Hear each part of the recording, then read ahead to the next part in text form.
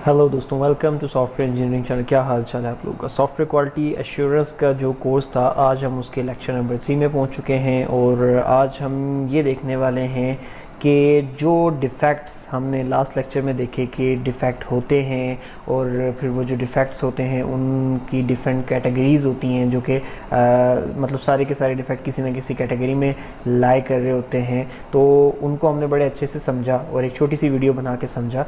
तो आज जो है हम ये देखेंगे कि डिफ़ेक्ट का ओरिजिन क्या होता है, यानी कि डिफ़ेक्ट कहाँ कहाँ से निकल के आ सकते हैं और फिर उसकी जो डिस्कवरी है वो किस किस के थ्रू होती है, किस तरीके से होती है, और फिर उसको डिफ़ेक्ट को ख़त्म करने की क्या क्या टेक्निक हो सकती हैं।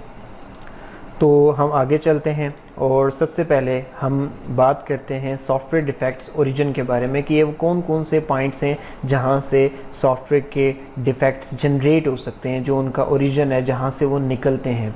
तो जब आप सॉफ्टवेयर बनाना शुरू करने जा रहे होते हैं तो सबसे पहले आप रिक्वायरमेंट्स कैप्चर करना शुरू करते हैं। दैट मीन्स कि आप कस्टमर से पूछते हैं कि आपको किस किस्म का सॉफ्टवेयर चाहिए और वो रिक्वायरमेंट्स लेके आप लिखते हैं। रिक्वायरमेंट लेके लिखने की, यानी कि रिक्वायरमेंट एलिकेशन की डिफरेंट किस्म की टेक्निक्स हैं, आप उनसे गुजरते हैं और रिक्वायरमेंट गैदर करते चले जाते हैं। और जो सबसे बड़ा मसला होता है वो क्या होता है कि आप जो रिक्वायरमेंट्स गैदर कर रहे होते हैं वो डेफिनेटली कस्टमर से कर रहे होते हैं और कस्टमर जो है वो सारी की सारी रिक्वायरमेंट आपको नेचुरल लैंग्वेज में दे रहा होता है। वो आपकी कोई इलाकाई ज़बान, यानी कि जो आपके रीजन में बोली जाने वाली ज़बान है उसमें दे रहा होगा, या फिर आपको वो अपनी रिक्वायरमेंट्स इंग्लिश में दे रहा होगा। तो ये सारी की सारी नेचुरल लैंग्वेजेस हैं और नेचुरल लैंग्वेजेस का सबसे बड़ा मसला ये है कि आप जब भी कोई बात बोलते हैं तो उसके एक बात के दो दो तीन तीन मतलब निकल सकते हैं। ठीक हो गया। तो अब वहाँ पे प्रॉब्लम आ जाती है। कस्टमर ने कहा कुछ, आपने समझा कुछ, और वहाँ से एक जो डिफ़ेक्ट है वो जनरेट हो गया और वो डिफ़ेक्ट जनरेट होने के बाद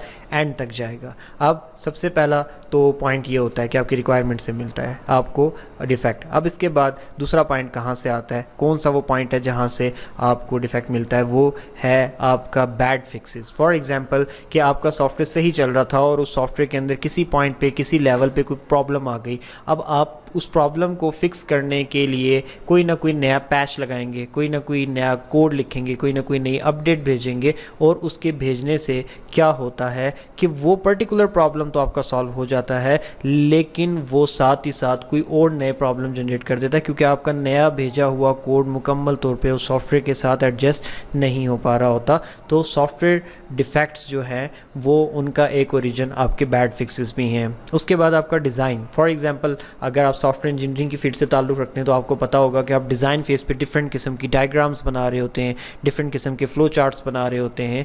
अब वो डायग्राम्स और फ़्लो चार्ट्स को अगर आपने किसी नॉन एक्सपीरियंस्ड किस्म के बंदे से बनवा दिया, या फिर किसी ऐसे बंदे से बनवा दिया जिसको डायग्राम सही तरीके से बनाना नहीं आती, तो वो अगर एक फ़्लो को भी गलत कर देगा तो उस गलत फ़्लो की बेस के ऊपर पूरा का पूरा सॉफ्टवेयर जो डिज़ाइन होगा वो गलत हो जाएगा। इसलिए ये बहुत ज़्यादा लाजमी होता है कि डिज़ाइन लेवल पे इस चीज़ का ख्याल रखा जाए। फिर इसके बाद errors in data and table, यानी कि जो आपका डाटा होता है जिसकी बेस पे आपका सॉफ्टवेयर काम कर रहा है, वहाँ पे कोई गलत डाटा है जिसकी बेस पे सॉफ्टवेयर की सारी फंक्शनलिटी ख़राब होना शुरू हो गई, या फिर जो टेबल्स हैं डाटाबेस के उनके अंदर कोई प्रॉब्लम है तो उसकी वजह से आगे जो है काम सारा सॉफ्टवेयर का ख़राब हो जाता है। और टेबल के अंदर क्या प्रॉब्लम हो सकती है? हो सकता है कि टेबल बेसिकली डाटाबेस में, हो सकता है कि डाटाबेस के डिज़ाइन में प्रॉब्लम हो और वही प्रॉब्लम टेबल्स तक आ गई हो और उसकी वजह से आपका सॉफ्टवेयर जो है डिस्टर्ब होना शुरू हो जाए। और फिर एरर्स इन सोर्स कोड। अच्छा, अब ये जो सोर्स कोड है, यानी कि जो प्रोग्रामिंग आप करते हैं उसके अंदर किसी किस्म के मसले हो सकते हैं। अब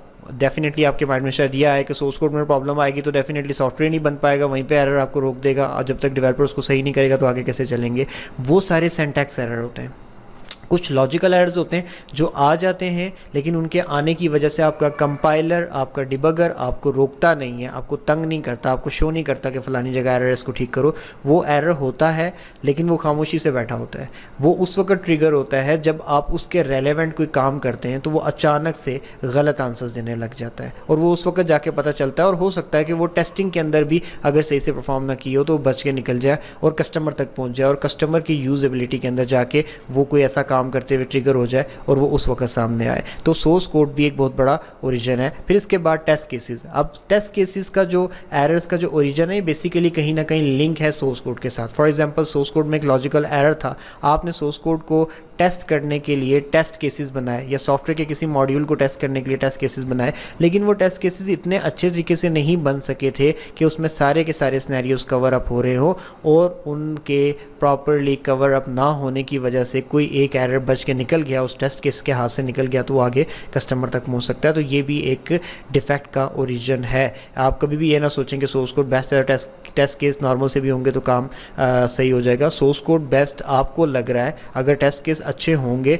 तो वो ही चेक करके बताएंगे कि वाकई जो आपको लग रहा है वो ठीक लग रहा है या नहीं लग रहा। बल्कि जो टेस्ट केस है उसकी सबसे बड़ी कामयाबी ही यही होती है कि वो ज़्यादा से ज़्यादा प्रॉब्लम्स को पकड़ सके। तो अगर आप एक अच्छा टेस्ट केस बनाने जा रहे हैं और आप एक सक्सेसफुल टेस्टर बनना चाह रहे हैं, तो आपकी सबसे बड़ी सक्सेस ही यही है कि आप जितने ज़्यादा हो सकें एरर्स पकड़ें। ठीक हो गया। अच्छा, इसके बाद एरर्स इन यूज़र डॉक्यूमेंटेशन, यानी कि यूज़र की जो डॉक्यूमेंटेशन होती है, जो कि सॉफ्टवेयर की डॉक्यूमेंटेशन होती है, उसमें कोई प्रॉब्लम है जो कि मिसगाइड कर रहा है, क्योंकि कस्टमर सपोर्ट भी आपके सॉफ्टवेयर क्वालिटी का एक हिस्सा है। तो अगर यूज़र की जो डॉक्यूमेंटेशन है वहीं पे प्रॉब्लम्स आ जाएंगी तो डेफिनेटली वो यूज़र मिसगाइड होना शुरू हो जाएगा और आगे जाके प्रॉपरली सॉफ्टवेयर ऑपरेट नहीं हो सकेगा। अब डिफेक्ट की डिस्कवरी किस लेवल पे होती है? सबसे पहली डिस्कवरी डिफेक्ट की तो होती है डेवलपर लेवल पे। अब डेवलपर लेवल पे कैसे होती है वो मैं आपको बताता हूँ। डेवलपर यानी कि वो सॉफ्टवेयर डेवलप कर रहा है, कोड कर रहा है, प्रोग्राम कर रहा है। एक एरर आया, एक डिफेक्ट आया रिक्वायरमेंट में, अब वो डिफेक्ट डेफिनेटली फ्लो करेगा और फ्लो करके आ जाएगा आपके डिज़ाइन में, और जब वो डिज़ाइन के अंदर भी ट्रेस नहीं हो सकेगा तो वो वहाँ से फ्लो करके आपके प्रोग्रामर के हाथ में पहुँचेगा, और जब प्रोग्रामर उसको कोड कर रहा होगा, उस डिज़ाइन को प्रोग्रामिंग में कन्वर्ट कर रहा होगा रियल टाइम सॉफ्टवेयर बनाने के लिए, तो हो सकता है उसके सामने आ जाए। एक तो डेवलपर के सामने डिफेक्ट इस तरीके से डिस्कवर होता है। दूसरे, क्योंकि source code developer source code लिखा करते हैं, तो सोर्स कोड के जितने भी एरर्स होते हैं वो डेवलपर अपने बिहाफ पे जब टेस्टिंग कर रहे होते हैं तो उस वक्त उन एरर्स को, उन डिफेक्ट्स को वहीं पे डिस्कवर कर लेते हैं। दूसरी चीज़, डिस्कवर बाय टेस्टर, यानी कि रिक्वायरमेंट इंजीनियरिंग से डिज़ाइन फेज पे गए, डिज़ाइन फेज से डेवलपर के पास जाके उस डिज़ाइन को प्रोग्रामिंग में कन्वर्ट करवाया, और प्रोग्रामिंग से अल्टीमेटली एक सॉफ्टवेयर या फिर उसके कुछ मॉड्यूल्स तैयार हो गए, और वो मॉड्यूल्स आपने दे दिए टेस्टर को। अब टेस्टर लिखता है टेस्ट केसेस और उन टेस्ट केसेस के बिहाफ पे चेक करता है आपके सॉफ्टवेयर को, और जब वो टेस्ट केस बहुत ज़बरदस्त होते हैं तो वो क्या करते हैं कि वो आपके सॉफ्टवेयर में छोटे से छोटे छुपे हुए भी एरर को, चाहे वो लॉजिकल हो या किसी भी किस्म का हो, सिक्योरिटी के पॉइंट ऑफ व्यू से हो, उनको पकड़ के निकाल के बाहर ले आते हैं। तो इस तरीके से टेस्टर के पास जाके वो एरर्स जो है, वो डिफेक्ट्स जो है वो डिस्कवर हो जाते हैं। और अगर टेस्टर के पास भी डिस्कवर ना हो सकें, टेस्टर आपको क्लियरेंस दे दे कि जी आपका सॉफ्टवेयर बिल्कुल ठीक है, बावजूद इसके कि उसमें कुछ एरर्स थे और वो उसको डिस्कवर नहीं कर पाया, तो फिर ये सॉफ्टवेयर चला जाता है कस्टमर के पास, और कस्टमर जब उसको रियल टाइम के ऊपर यूज़ करना शुरू करता है, ये वो एक्चुअली जगह होती है जहाँ पे जाके चलने के लिए सॉफ्टवेयर बनाया जा रहा होता है, तो यहाँ पर तो कोई डिफेक्ट बच ही नहीं सकता, क्योंकि यहाँ पे असल में हकीकत में आपके सॉफ्टवेयर ने परफॉर्म करना है, वो काम करना है जिस काम को करने के लिए बना था। तो अब वहाँ पर जाके जैसे काम करना शुरू करेगा और कस्टमर इसको उस तरीके से इस्तेमाल करना शुरू करेगा जिस तरीके से वो उसको इस्तेमाल करना चाहता है, तो डेफिनेटली क्या होगा कि अगर कोई बग होगा तो वो खुल के एकदम से सामने आ जाएगा। और ये वो स्टेज होती है कि अगर आपका बग सामने आ गया तो आप ये कह सकते हैं कि सॉफ्टवेयर की क्वालिटी कंप्रोमाइज़ हो गई। अब सॉफ्टवेयर के अंदर आने वाला बग कस्टमर लेवल पे डेफिनेटली कस्टमर आपको बताएगा तो सही, और आप उसको डील भी करेंगे, लेकिन एक दो दफ़ा की बात तो ठीक है, लेकिन अगर बार बार ऐसा होने लग गया तो आप बेशक जितनी भी अच्छी कस्टमर सपोर्ट दें, आप बेशक ये कहें कि यार जैसे ही एरर आता है हम तो फ़ौरन ठीक करके देते हैं, हमारी कस्टमर सपोर्ट बहुत अच्छी है तो इसका मतलब हमारी सॉफ्टवेयर की क्वालिटी अश्योर हो रही है। नहीं, ऐसा नहीं है। द पॉइंट इज़ कि रोज़ एरर आ क्यों रहा है, रोज़ प्रॉब्लम्स आ क्यों रही हैं, रोज़ उनका टाइम वेस्ट क्यों हो रहा है। तो कस्टमर लेवल के ऊपर डिफेक्ट की डिस्कवरी जो होती है वो आपकी कंपनी के लिए, एक सॉफ्टवेयर कंपनी के लिए, डेवलपर्स के लिए, टेस्टर के लिए और पूरी की पूरी सॉफ्टवेयर क्वालिटी अश्योरेंस की टीम के लिए इंतहाई शर्मिंदगी का बायस होती है कि आपकी टीम जो कि क्वालिटी अश्योर करना जिसकी ज़िम्मेदारी थी, वो टीम उस वक्त क्या कर रही थी कि जब ये एरर रिक्वायरमेंट से, डिज़ाइन से फ़्लो करता हुआ कोडिंग तक पहुंचा, कोडिंग से फिर टेस्टर तक पहुंचा और टेस्टर ने भी ओके कर दिया, तो ये एरर कैसे बच के निकल गया।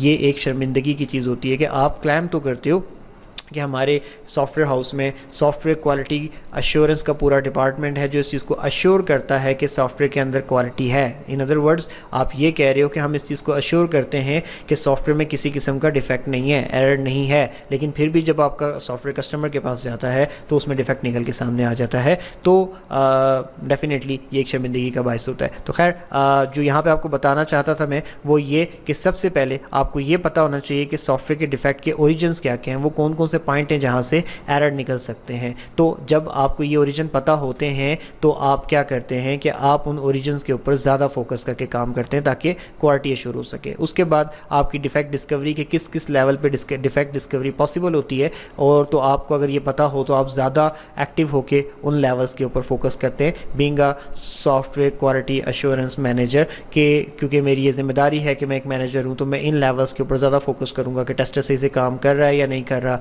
डेवलपर सही से काम कर रहा है या नहीं कर रहा, और अगर कस्टमर ने डिफेक्ट पकड़ा तो हमारी जो कस्टमर सपोर्ट की टीम है वो सही से काम कर रही है या नहीं कर रही। इसके बाद डिफेक्ट प्रिवेंशन एंड रिमूवल। अब अगर हम इस तरफ चले जाएं तो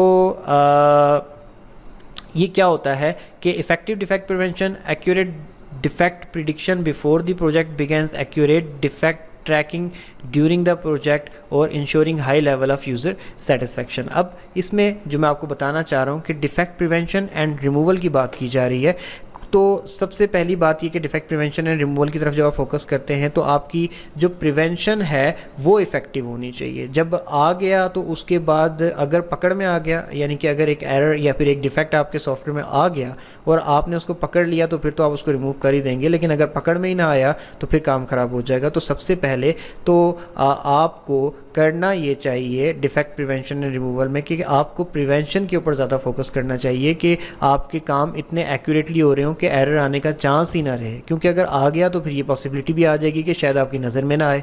तो बेहतर यह है कि आपका डिफेक्ट प्रिवेंशन का जो मैकेनिज़्म है वही इफ़ेक्टिव हो।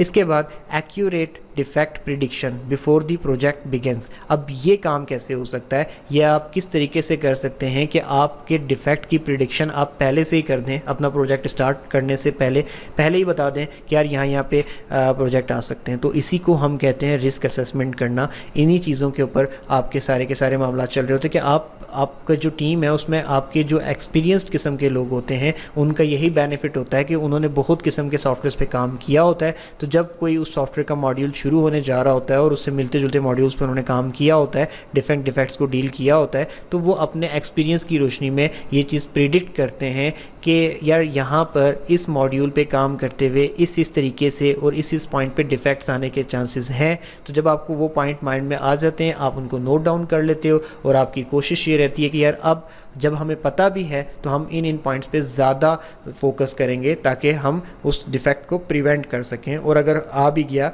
तो दोबारा इस चीज़ को इतने अच्छे से हम चेक करेंगे कि उसको हम रिमूव कर सकें। फिर उसके बाद accurate defect tracking during the project, ये चीज़ भी बहुत मैटर करती है। आप हो सकता है डिफेक्ट प्रिवेंशन के मैकेनिज़्म को बहुत ही ज़बरदस्त बना दो और आप उस पर इतने कॉन्फिडेंट हो जाओ कि यार हमारा डिफेक्ट प्रिवेंशन मैकेनिज़्म तो इतना ज़बरदस्त है कि हमने मुकम्मल तौर पर डिफेक्ट्स को प्रिवेंट कर दिया है, अब वो आ ही नहीं सकते, हमने उनको रोक दिया है, ठीक है। लेकिन आप इस पर इतने कॉन्फिडेंट हो गए कि आपने डिफेक्ट की ट्रैकिंग को छोड़ दिया, और क्या पता कि ट्रैकिंग ना करने की वजह से एक डिफेक्ट जो कहीं से आ गया था वो फ्लो करता हुआ कहाँ से कहाँ तक पहुँच जाए और कस्टमर तक चला जाए। तो इसलिए आपकी डिफेक्ट ट्रैकिंग का भी एक मैकेनिज़्म होना चाहिए जो कि आपकी डिफेक्ट प्रिवेंशन के फ़ौरन बाद काम कर रहा हो, कि सबसे पहले तो डिफेक्ट प्रिवेंशन की स्ट्रैटेजीज़ आपने अप्लाई की हुई हैं और उसके बाद आपकी डिफेक्ट प्रिवेंशन ज़बरदस्त तरीके से काम कर रही है, लेकिन उसके फ़ौरन बाद आपके पास डिफेक्ट ट्रैकिंग भी चल रही है जो कि ये चेक कर रही है कि डिफेक्ट प्रिवेंशन से अगर कोई निकल के बच के निकल भी गया तो डिफेक्ट ट्रैकिंग उसको ट्रैक करके